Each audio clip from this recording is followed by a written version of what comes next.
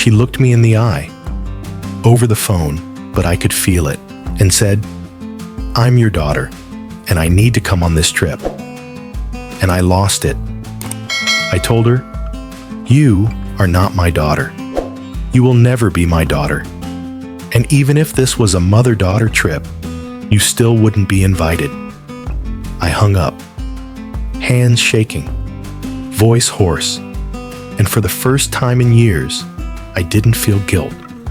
I felt relief, but now the whole family is whispering.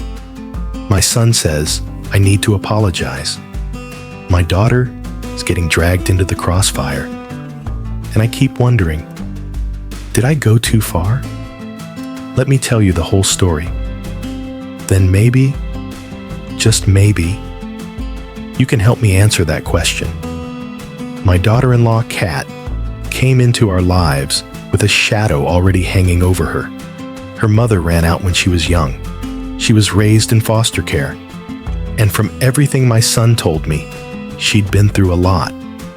Abandonment, rejection, a childhood without structure or consistency. She's seeing a therapist now, apparently. I hope that's true. I really do. But here's the thing. Kat didn't just want a mother-in-law. She wanted a mother. And not in a lighthearted, "Hey, I love being part of your family" kind of way. She latched onto me. She started calling me mom, not just once, every single time. In public, in private, at dinner, in texts, at church. I told her, gently at first, "Please, just use my name." She'd smile, apologize, and then do it again. She's also a very touchy person. Constant hugs, arm brushes, hands on my shoulders. It's not that I'm cold. I just have my limits.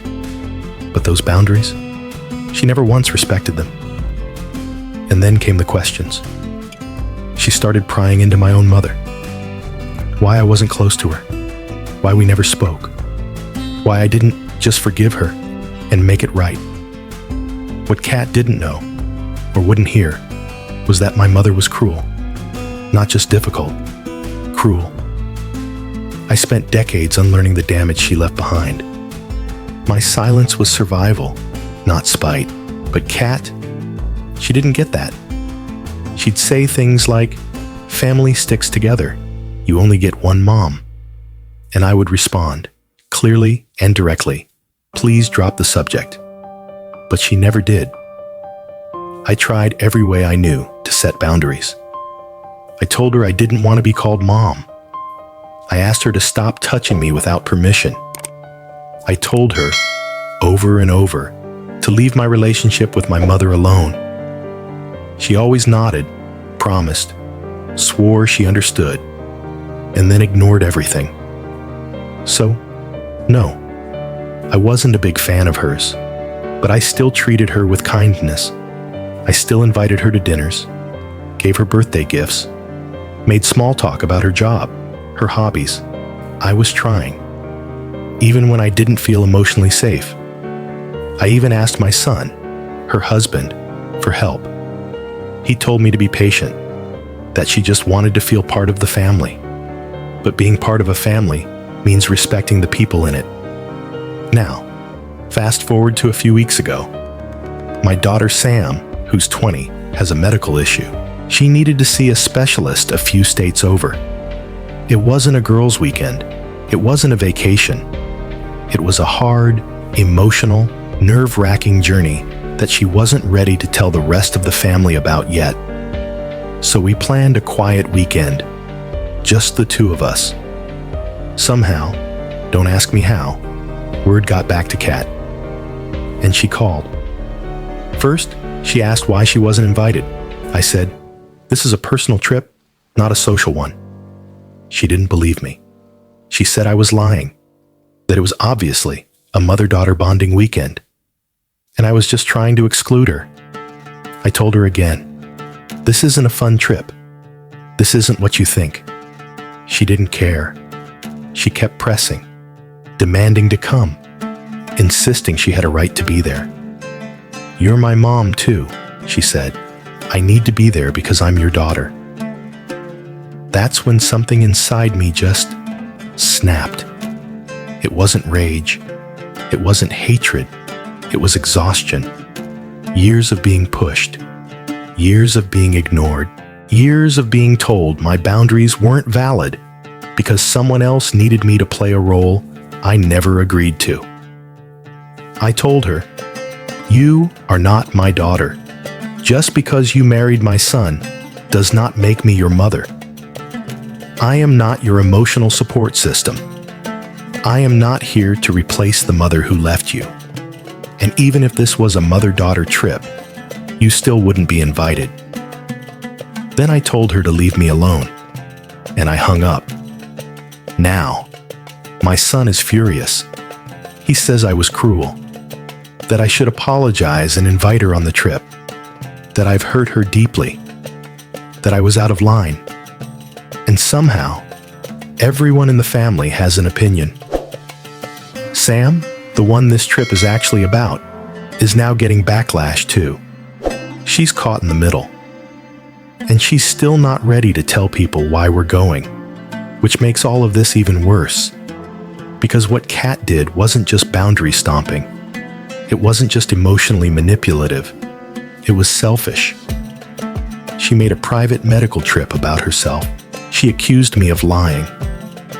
She tried to guilt her way into a moment that had nothing to do with her. And now, my daughter, the one who actually needs support, is under attack too. And I'm just tired. I didn't choose this dynamic. I didn't ask to be her mother. And I can't keep pretending that this isn't damaging me.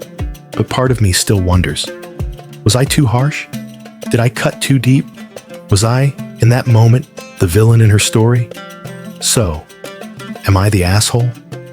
This story is painful, raw, and deeply human. We have a woman who spent her life protecting herself from maternal trauma, only to be pushed into playing mother to someone who wouldn't respect her. We have a daughter-in-law so desperate for love and stability that she clings to the first person who even resembles a mother figure. And we have a son torn between peacekeeping and accountability, trying to hold everything together while watching it fall apart. It's messy. It's heartbreaking, but it's real, and it raises a question that hits close to home for so many people. Are we obligated to be what someone else needs us to be, just because they're hurting? Boundaries are not cruelty. Silence is not rejection. And saying no to a role you didn't choose does not make you a monster. Kat is not evil. She's wounded. And she needs healing that no mother-in-law, not even a saint, could provide. But pain is not permission. And if someone tells you, clearly, that something hurts them, you don't get to override it because you're the one bleeding. So now I want to hear from you. What would you have done? Would you have snapped? Would you have stayed silent? Or would you have done exactly the same? Let us know in the comments. And if you've ever had your boundaries tested by someone who just wouldn't stop pushing, know this: you're not alone. Thanks for listening to AITA Stories. Until next time, stay kind, stay strong, and most of all, stay true to yourself.